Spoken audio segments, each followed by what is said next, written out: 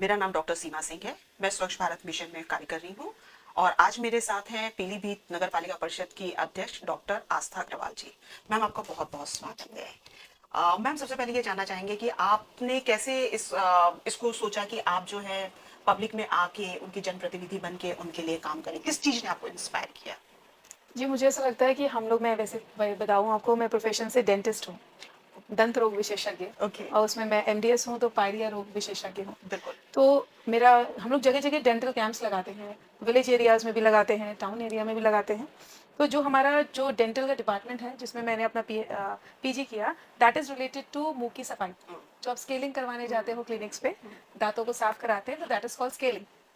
दाँतों की सफाई। तो हम लोग जगह-जगह कैंप्स करते थे, तो मैं देखती थी, वैसे भी हम लोग जब नॉर्मली मार्केट जाते हैं, कहीं भी जाते हैं तो देखते हैं, तो मैंने देखा कि शहर में बहुत कुछ करने को होता है डेवलपमेंट के नाम पे। कूड़ा बहुत है शहर में, सड़कें अच्छी नहीं हैं। I belongs to a area Pilibhit, जो एक छोटा टाउन एरिया है, तो वहाँ इस तरह की छोटी-छोटी समस्याएँ बहुत हैं। तो कैंप्स करते-करते ऐसा लगा कि अगर आपको भी मौका मिलता है कुछ करने का, तो आप एक बड़े लेवल पे बदलाव ला सकते हो। भई हम अपने एज़ एन इंडिविजुअल और एज़ अ सिटीज़न अपना घर साफ रख सकते हैं, अपने घर की सराउंडिंग साफ रख सकते हैं। बट जब आप एक बड़े प्लेटफ़ॉर्म पे होते हो, तो लोग भी आपकी बात सुनते हैं, आपसे जुड़ते हैं। तो दैट इंस्पायर्स मी कि आप कुछ ऐसा करो कि आप शहर का डेवलपमेंट कर सकते हो, उसके लिए काम कर सकते हो। मैं एज़ अ सोशल वर्कर बहुत सालों से काम कर रही थी, but a bigger platform, a better platforms give you a lot of space to do many things in the society. तो दैट इंस्पायर्स मी कि आप you should come into politics. और भगवान की कृपा से चुनाव लड़ा और मैं आज की तारीख में पीलीभीत नगर अध्यक्ष हूँ। ओके। तो मैम, ये आप जैसे आपने बोला कि आप डॉक्टर हो और पब्लिक का आपके पास ज्यादा आती है, तो आपको एक्सपोज़र पता है कि लोगों को कैसे कन्विंस करना है। कन्विंस दैट मेक्स करना। यू अ बेटर यस, ना लीडर। यस।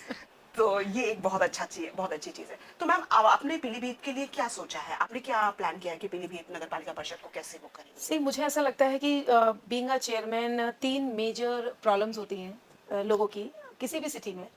पहला, साफ-सफाई को लेके एवरीबॉडी वांट्स कि हम एक अच्छी जगह, एक साफ-सुथरी हाँ। जगह में रहें। हम अपने घर से निकलें तो हमें सुंदर वातावरण दिखे।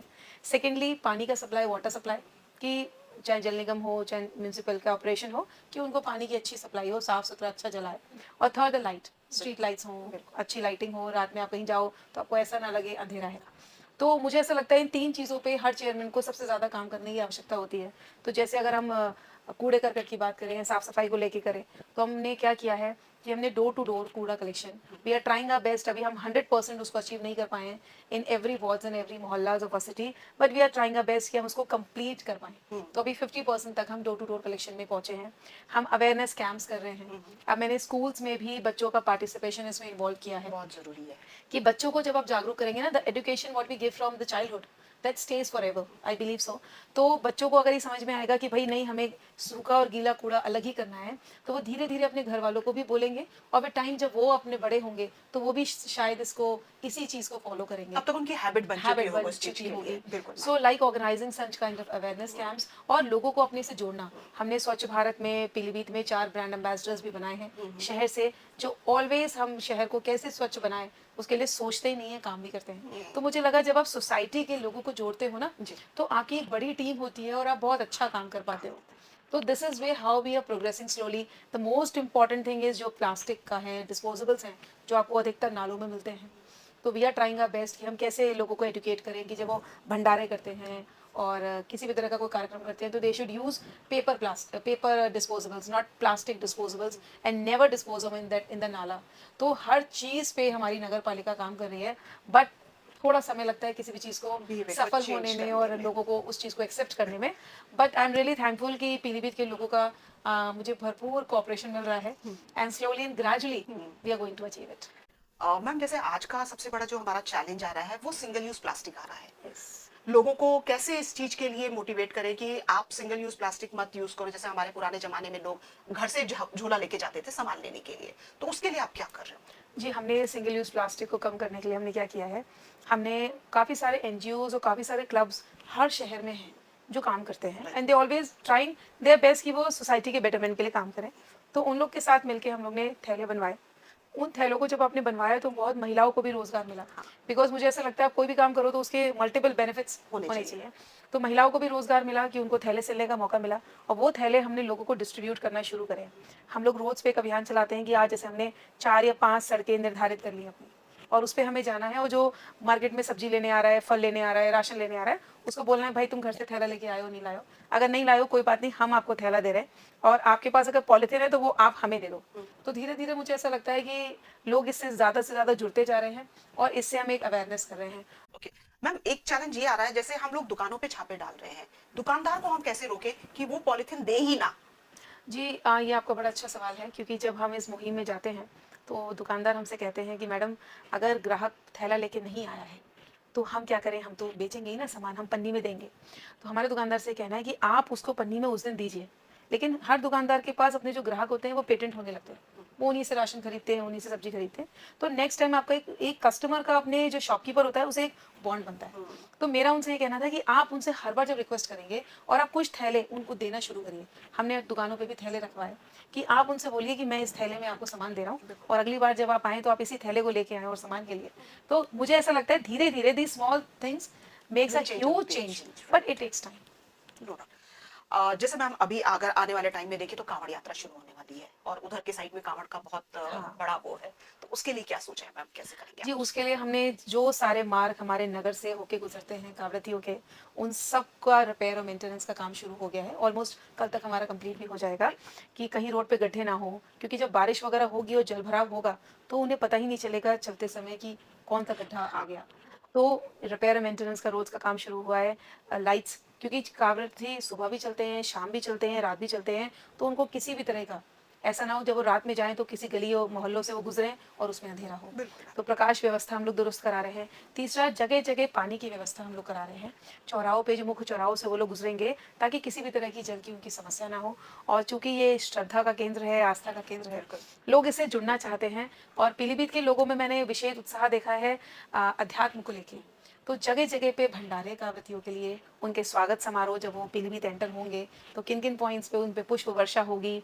उनको किसी भी चीज़ की आवश्यकता है, चाहे वो भोजन हो चाहे जल हो, उसकी आवश्यकता के अनुसार जगह जगह पे छोटे छोटे कैंप्स ऑर्गेनाइज हो रहे हैं और लोग मन से सेवा कर रहे हैं।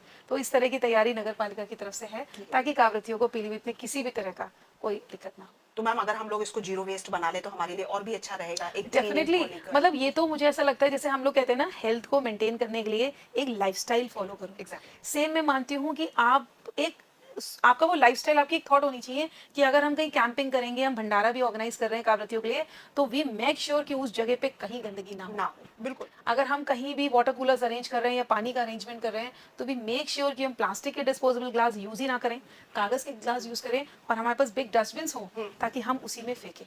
एंड नगर पालिका विल टेक केयर कि जब वो भर जाए तो उसको हटा के उसकी जगह दूसरा डस्टबिन रखे। तो दिस आई थिंक हमारे थॉट प्रोसेस और हमारे लाइफस्टाइल में ही होना चाहिए। और पीलीभीत नगर पालिका का यही सोच है कि मतलब आप कुछ भी कर रहे हो तो hygiene and sanitation and maintenance वो इंक्लूडेड होगा। मैम मुझे लगता है कि बीइंग अ लेडी एक सॉफ्ट कॉर्नर आपका जरूर रहेगा लेडीज के लिए, कि मतलब जो फीमेल हैं, जैसे भी आपने बोला कि झोला से उनको एक रोजगार मिल जाता है, जी। तो उनको लेके भी आपका फोकस रहता है मैम कि कैसे कैसे करना है हाँ, बिल्कुल रहता उनको है। जोड़ने के बिल्कुल लिए, रहता है, कैसे because not only as a female, because मुझे ऐसा लगता है जो कोई भी महिला हो, चाहे किसी भी तबके की, वर्ग की हो, एजुकेटेड हो, अनएजुकेटेड हो, उसमें बहुत पोटेंशियल होता है। Right. You know, every female अपनी फैमिली को टोटली मैनेज करती है। आप मुझे तो हमेशा से इस सवाल पे हँसी आई कि आप बहू हमेशा ये देख के लाते हो कि वो देखने में सुंदर हो, भले ही पढ़ी लिखी ना हो, लेकिन आपको इतना विश्वास होता है कि आपकी बहू बेटे को आईएएस, डॉक्टर या इंजीनियर बना देगी। तो मतलब जब मैंने ये बात सुनी जब मैं छोटी थी, तो मैं हमेशा से सोचती थी कि इतना, इसका मतलब I always try to take everything is positive, इसका मतलब हम में इतना पोटेंशियल है। तो every women has that potential. इसी तरह से जैसे अभी तीज उत्सव आने वाला है, तीज आने वाला है, सावन शुरू हो रहे हैं, तो पिछले साल भी हमने नगर पालिका के थ्रू रोजगार भारती के बैनर तले हमने स्टॉल्स लगाई थी। उसमें हमने महिलाओं को बोला, शहर में जो महिलाएं अच्छी मेहंदी लगाती हैं वो स्टॉल पे आएँ और लोगों की मेहंदी लगाएं, और जो भी उनकी आय हो वो रख लें, नगर पालिका अरेंजमेंट करके देगी। And ma'am you won't believe, इतना अच्छे हमारे कैंप्स गए, एक एक दिन में उन महिलाओं को 50-50, 60-60 हज़ार का रोजगार nice. मिला। And I tell you moment, मेरे पास एक फीमेल का फोन आया तीज वाले दिन, क्योंकि हमने तीज से 2 दिन पहले वो स्टॉल लगाई थी।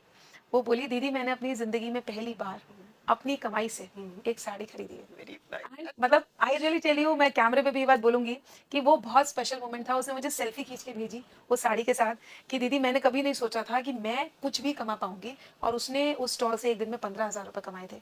तो शी वॉज एक्सट्रीमली हैप्पी। वो अपने घर वालों के लिए भी सामान लेके आई।